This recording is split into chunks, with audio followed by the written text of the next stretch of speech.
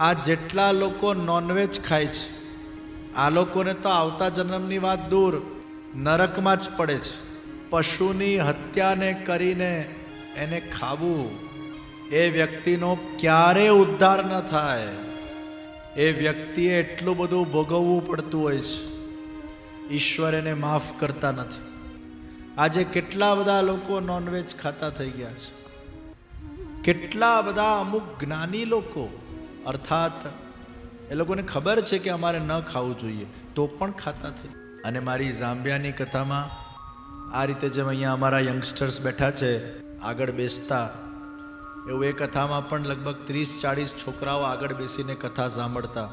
અને એ કથા શ્રવણ કરતાં કરતાં એવી ઠાકોરજીની એ લોકો પર કૃપા થઈ કે એમાંથી 5-6 લોકો, યુવાનો, દીકરા દીકરીઓ, વૈષ્ણવ નોનવેજ ખાતા હતા. અને કથાના છેલ્લા દિવસે એમને નિયમ લઈ લીધો, હવે અમે ક્યારે પણ જિંદગીમાં નોનવેજને અડીશું. સત્સંગથી આ પરિવર્તન એ લોકોના અંદર આવી ગયું. તો જીવનમાં સત્સંગથી લોકોનું વિચાર ને દિશા બદલાતી હોય છે. અને એટલે જન્મ જન્મના ભાગ્યનો જ્યારે ઉદય થાય ત્યારે જ આપણને સત્સંગની પ્રાપ્તિ થાય. જન્મ જન્મના પુણ્ય કર્મોનો ઉદય થાય ત્યારે સત્સંગની પ્રાપ્તિ થાય. ઈશ્વર ઈચ્છે છે જ્યારે કે મારે આ જીવનું કલ્યાણ કરવું છે, ત્યારે ભગવાન એને સત્સંગ આપે છે. એ સત્સંગમાંથી વિવેક પ્રગટ કરાવડાવે છે. એ વિવેકમાંથી એના જીવનમાં સત્કર્મ એ કરતો જાય છે. પ્રાયશ્ચિત એનામાં પ્રગટ થાય છે. કદાચ ખોટું કર્યું પણ હોય તો એનામાં પ્રાયશ્ચિત ભાવના પ્રગટ થાય. અને એમ કરતાં કરતાં એ ભગવાનનું નામ જપતો જાય, સેવા કરતો જાય, સત્કર્મ કરતો જાય, તો આ જન્મમાં ભગવાન એનો નિશ્ચિત ઉદ્ધાર કરતા હોય છે. પણ ભગવાને અગર નક્કી કર્યું જ છે કે ના, મારે આને એકાદ ફેરો હજી આપવો જ છે, તો મુચકુંદ રાજાના સામે ભગવાનના સાક્ષાત દર્શન થઈ ગયા, તો પણ એમને એક જન્મ હજી લેવાનું ભગવાને કીધું. કારણ કે ત્યાં ભગવાન પુષ્ટિ ધર્મમાં નહીં, ત્યાં ભગવાન મર્યાદા ધર્મમાં બિરાજમાન છે. એટલે ગયા જન્મમાં પશુઓની હત્યા કરી ભગવાન દેખાયા તો પણ એમને એક જન્મ હજી લેવો પડશે. આ તો ભગવાન દેખાયા એટલે કન્સેશન મળ્યું એક જન્મનું. આ જેટલા નોનવેજિયાઓ છે એમને કયા ભગવાન દેખાવાના? આ લોકોને થોડું કન્સેશન મળવાનું છે. મુચકુંદ રાજાનો ભગવાને ઉદ્ધાર કર્યો છે. ભગવાન શ્રી કૃષ્ણએ દ્વારિકાના અંદર પોતાની દ્વારિકાપુરી નગરી વસાવી અને ભગવાન હવે દ્વારિકાધીશ બન્યા છે. બોલો દ્વારિકાધીશ કી.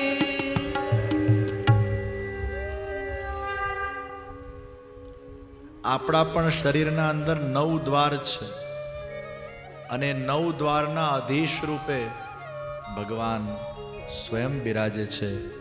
ભગવાન આપણા સૌના અંતર્યામી છે. હવે દ્વારિકાધીશ પરણવાનો વિચાર કરે છે. જ્યાં દ્વારિકાધીશના મનમાં પરણવાનો વિચાર આવ્યો, અહીંયા કુંડિનપુરના અંદર રાજા ભીષ્મકની કન્યા રૂકમણીજીના મનમાં પણ દ્વારકાધીશને પરણવાનો વિચાર આવ્યો. એના 5 ભાઈ, જેને મહાપ્રભુજી સુબોધજીમાં કહે છે આ 5 અવિદ્યાઓ છે. રાજા ભીષ્મકના મનમાં દ્વારકાધીશજી પહેલાથી વસેલા હતા. રૂકમણીજી પણ નારદજી દ્વારા સત્સંગ પ્રાપ્ત કરીને દ્વારકાધીશના એટલા ગુણગાન એમને સાંભળ્યા કે મનોમન નક્કી કરી લીધું, પરણીશ તો દ્વારકાધીશથી પરણીશ. રાજા ભીષ્મકે રૂકમીને કીધું કે મારી ઈચ્છા છે કે દ્વારકાધીશથી રૂકમણીના લગ્ન કરાવીએ, તો રૂકમી નારાજ થઈ ગયો. उस भगोड़े से मैं अपनी बहन की शादी नहीं करूंगा. રૂકમી આમ પણ નાલાયક હતો. અને જ્યારે રૂકમીના મગજમાં ડાઉટ પેદા થયો કે પિતાજી દ્વારકાધીશની માળા જપે છે, તાત્કાલિક ધોરણે શિશુપાલ સાથે એને લગ્ન નક્કી કરી નાખ્યા. અને આવીને પિતાજીને કહે છે, પિતાજી બસ 2 દિવસમાં બારાત આવે છે. પિતાજી તો એકદમ આશ્ચર્યચકિત થઈ ગયા. ઠીક છે, તારે જે કરવું એ કર. અહીંયા રૂકમણીજી બહુ જ ચિંતામાં આવી ગયા. નારદજીની પ્રેરણાથી એમને બહુ સુંદર એક પત્ર લખ્યો અને આ પત્ર લખીને સુદેવ નામના બ્રાહ્મણને આપ્યું ને કહ્યું, तुम जाओ शीघ्र और द्वारकाधीश जी को मेरा यह पत्र दे दो. દોડતા દોડતા પહોંચ્યા છે સુદેવ બ્રાહ્મણ. અને દ્વારિકાધીશે જ્યાં એમને જોયા, એમના ચરણ પ્રક્ષાલન કર્યા, એમને ભોજન કરાવડાવ્યું, વિશ્રામ કરાવડાવ્યો અને પછી પૂછવા લાગ્યા, બોલો બ્રાહ્મણ દેવ, આપ ક્યું પધાર્યા? દ્વારિકાધીશજી બ્રાહ્મણોને ખૂબ આદર આપે છે. બ્રાહ્મણો પ્રતિ દ્વારિકાધીશજીની ખૂબ નિષ્ઠા છે.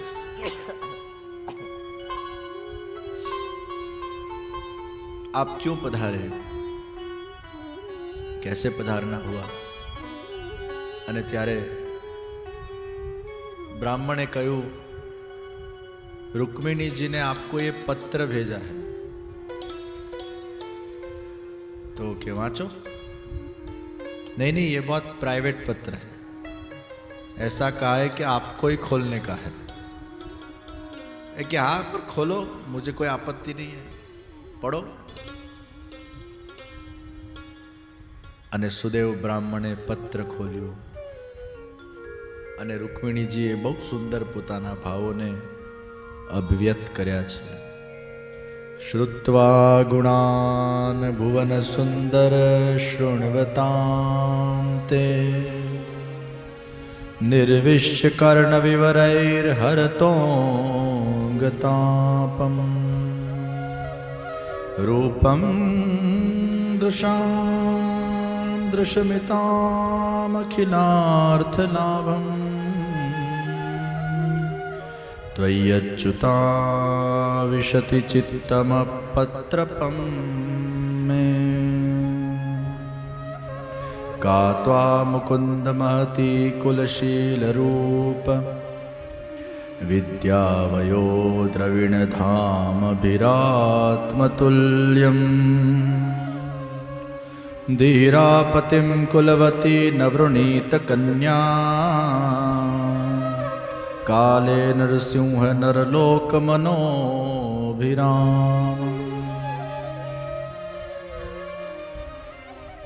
हे त्रिभुवन सुंदर, आपके गुणों को सुनकर मेरे कर्ण के माध्यम से आपका एक स्वरूप मेरे हृदय के अंदर धारण हुआ है. चित्तम पत्रपम में आपका एक मैंने चित्र अपने मन में अंकित कर लिया है. કોઈ વ્યક્તિને આપણે જોયા ના હોય અને કોઈ એના ગુણગાન ગાય તો કંઈક ચિત્ર આપણા મનમાં એનું બનવા લાગે છે. અને એક કોઈ ચિત્ર જે આપણા મનમાં બન્યું એને આપણે આપણા મનમાં અંકિત કરી લઈએ છીએ કે આવા હશે. હજી જોયા નથી, કેવા હશે? આવા હશે. અત્યારે પણ આપણે જોઈએ છે સિરિયલો આવે, એમાં રામાયણમાં જે રામ બન્યા હોય ને, એટલે રામનું જ્યારે નામ બોલાય તો ઘણાને એ જ દેખાય, સિરિયલ વાળા રામ. રામ આવા હશે, કારણ કે સિરિયલમાં રામ આવા દેખાય છે, સિરિયલમાં સીતાજી આવા દેખાય છે. હવે આપણે તો સીતાજીને જોયા નથી, કેવા લાગે છે, તો સિરિયલમાં જે દેખાયા એ જ મગજમાં ચોંટી ગયું. સીતાજી એટલે આ.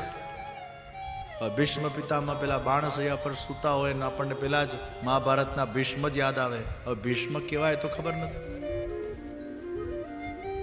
तो एक चित्र हमारे मन में अंकित हो जाता है।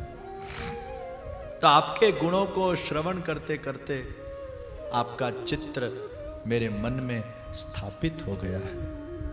हे प्रभु,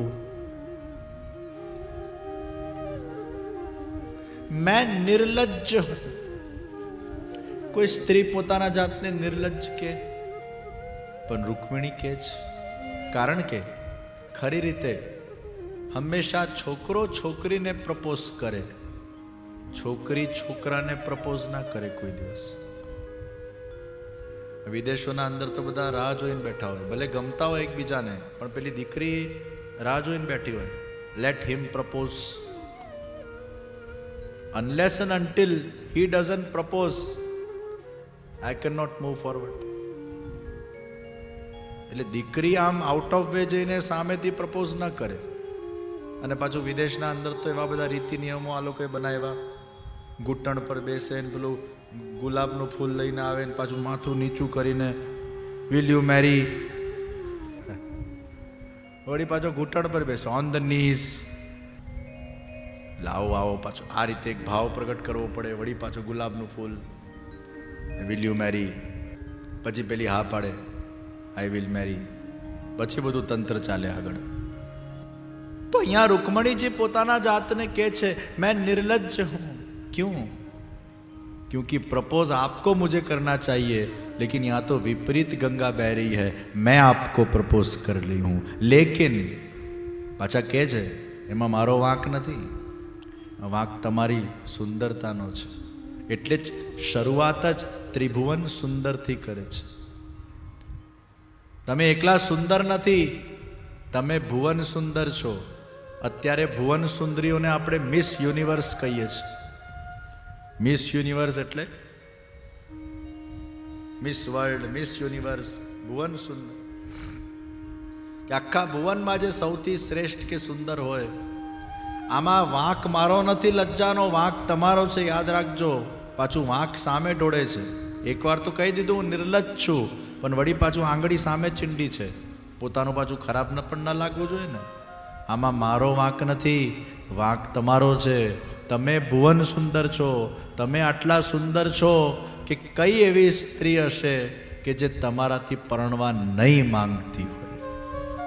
એટલે હે ભુવન સુંદર, आप मेरे साथ विवाह करो और मैंने अपने आप को आपकी पत्नी मान लिया है. हे श्याम सुंदर, તમને એમ લાગશે કે આ પત્ર તો બધું બરાબર છે, બધી સારી વાતો કરી, પણ આ જેનાથી મારા લગ્ન થવાના છે પાછી એ કેવી છે?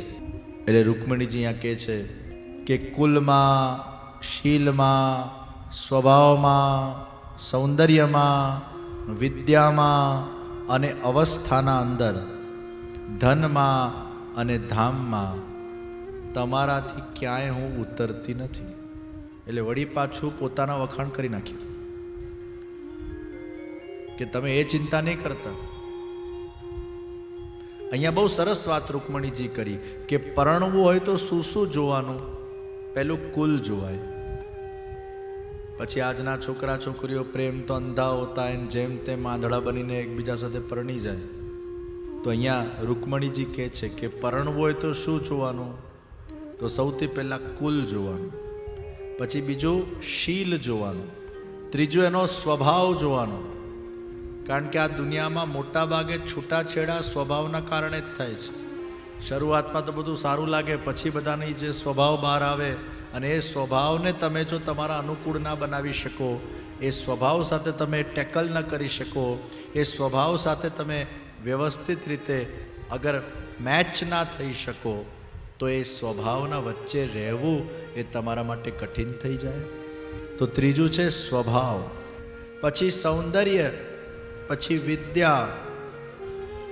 સૌંદર્ય બે પ્રકારનું, એક એના અંદર બાહ્ય સૌંદર્ય હોય અને એના અંદર ગુણનું સૌંદર્ય હોય. એકલું બાહ્ય સૌંદર્ય નહીં, પણ ગુણનું સૌંદર્યની વિશેષ મહિમા છે.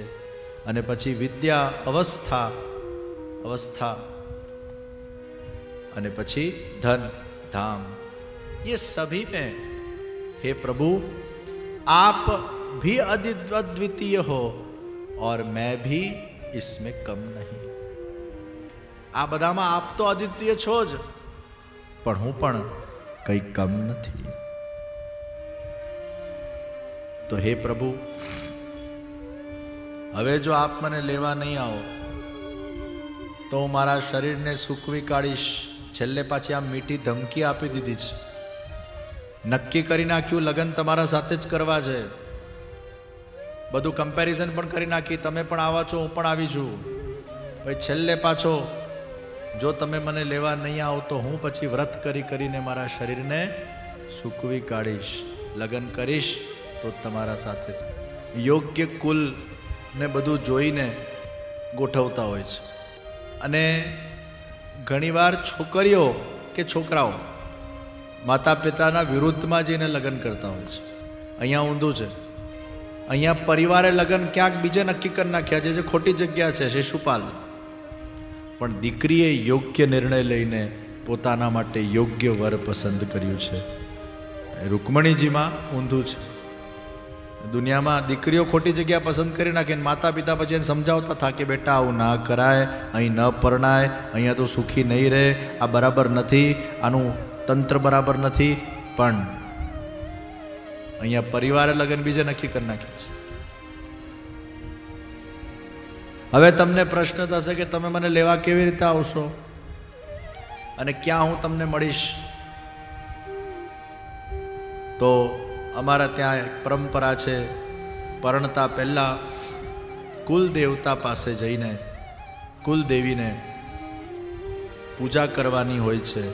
અને હું જ્યારે કુલદેવીની પૂજા કરવા જાઉં ત્યારે મને તમે ક્ષત્રિય રીતે, ક્ષત્રિયના અંદર હરણ વિવાહ થઈ શકે છે, અલાઉડ છે. ક્ષત્રિયોને અલાઉડ છે,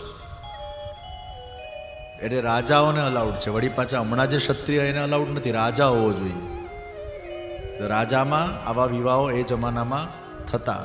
રાજા હોય તો કરી શકાય આવા વિવાહ, હરણ કરી. તો જગ્યા બતાડી દીધી, બધું માર્ગદર્શન આપી દીધું. દ્વારકાધીશજી મનોમન બધું વિચારતા ગયા. સુદેવ બ્રાह्मण ने के हम भी कब से यही सोच रहे थे कि रुक्मिणी के साथ हमारी शादी हो तो कितना अच्छा, ये तो सामने से पत्र आ गया, अब देरी कैसी. બ્રાહ્મણ ચલો, રથમાં બ્રાહ્મણને બેસાડ્યા અને ભગવાન તો ભાગ્યા. ટાઈમ બહુ કમ હે. દાઉજીને ખબર પડી કે શ્યામ સુંદર કસે ભાગ્યા છે, અને ત્યારે દાઉજી પણ પાછળ નારાયણી સેના લઈને દ્વારકાધીશના પાછળ એ પણ ભાગ્યા. ચિંતા થઈ મોટા ભાઈ તરીકે કે ત્યાં જાય છે, કુંડિનપુર જાય છે, અને ત્યાં બધા જરાસંધ આદિ લોકો હશે, અને પાછું કંઈક યુદ્ધ જો છેડાઈ જાય તો મારે પણ પ્રોટેક્શન આપવું જોઈએ, બેક પ્રોટેક્શન આપવું જોઈએ. નારાયણી સેના લઈને દાઉજી પાછળ નીકળ્યા છે. દ્વારિકાધીશના રથના ઘૂંઘરા એ ગાજ્યા છે કુંડિનપુરના અંદર. આ બાજુ શિશુપાલની બારાત આવી ગઈ. મુझ પર તાવ દેતો શિશુપાલ બારાતીઓ સાથે કુંડિનપુરના અંદર પ્રવેશ કરે છે. આ બાજુ શિશુપાલની બારાત આવી, આ બાજુ દ્વારકાધીશ પધાર્યા. રૂકમી આવીને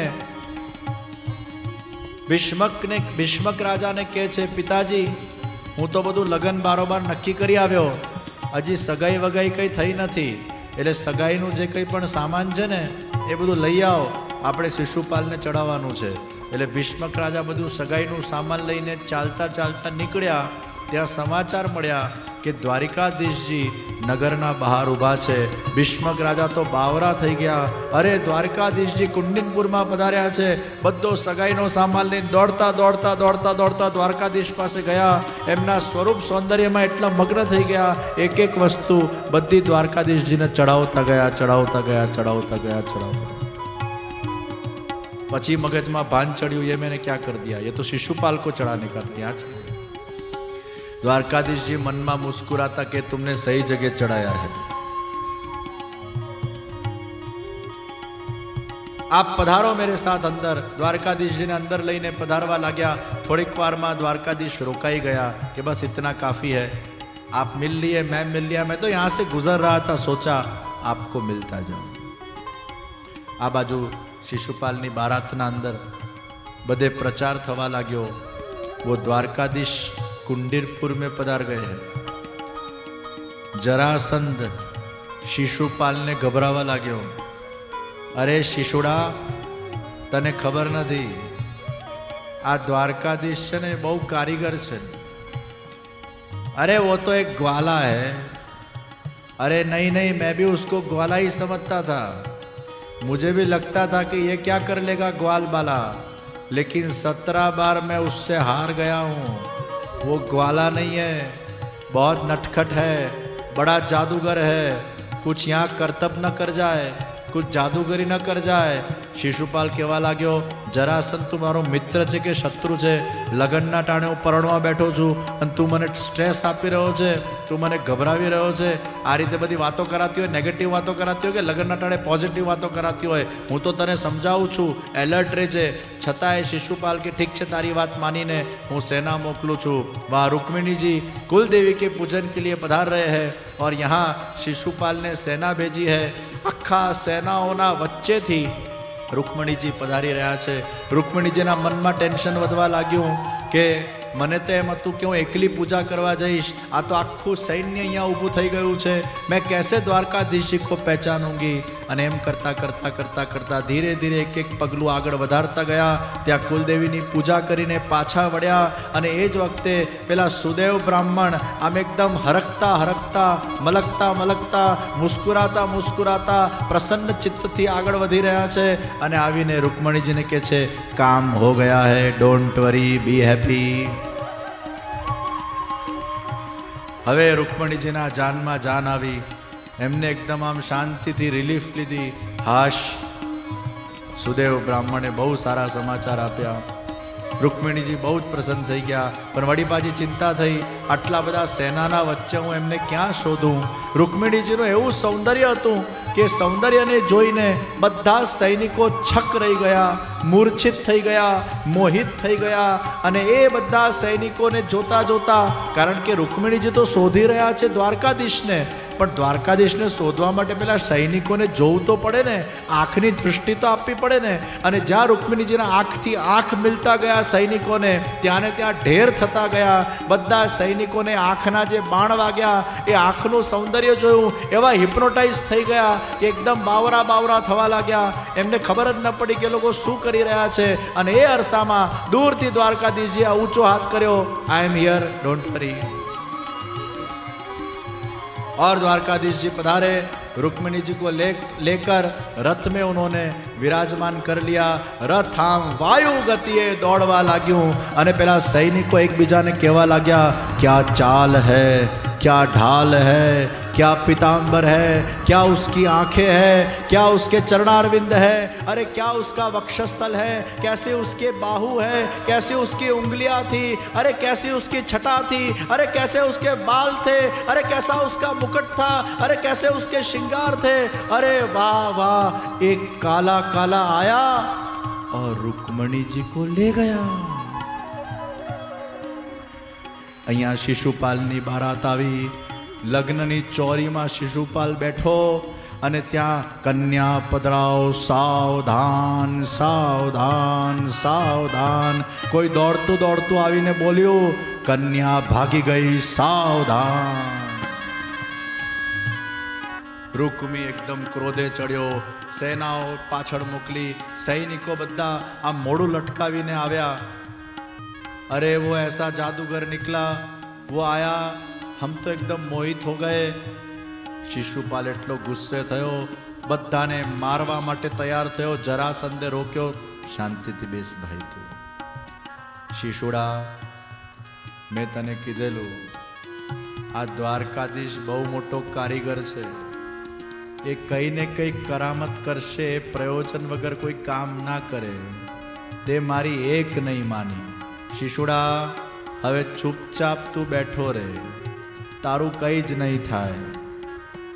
અરે મારે તો આત્મહત્યા કરવાનો વારો આવ્યો જરાસંધ, તને ખબર છે મારી શું ઇજ્જત રહેશે?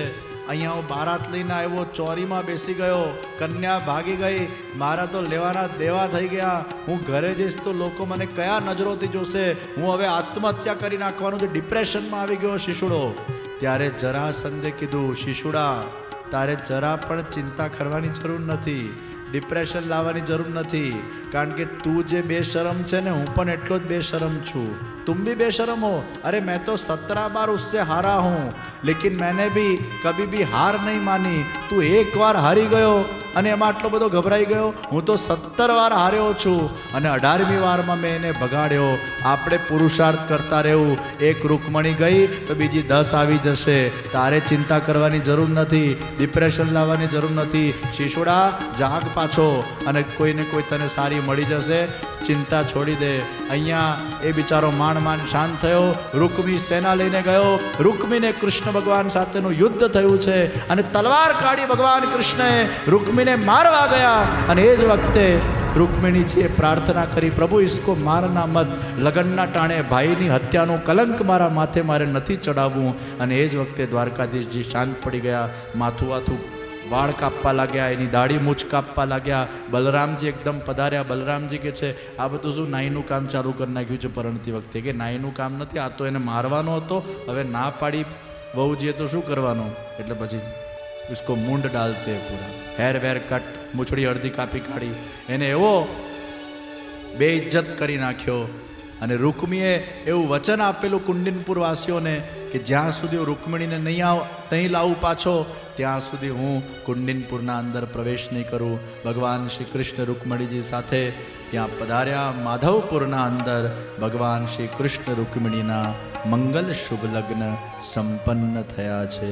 બોલો શ્રી કૃષ્ણ કનૈયા લાલ કી જય, શ્રી દ્વારિકાધીશ કી જય, શ્રી રાધે श्री रुक्मिणी कृष्ण की जय, श्री रुक्मिणी द्वारिकाधीश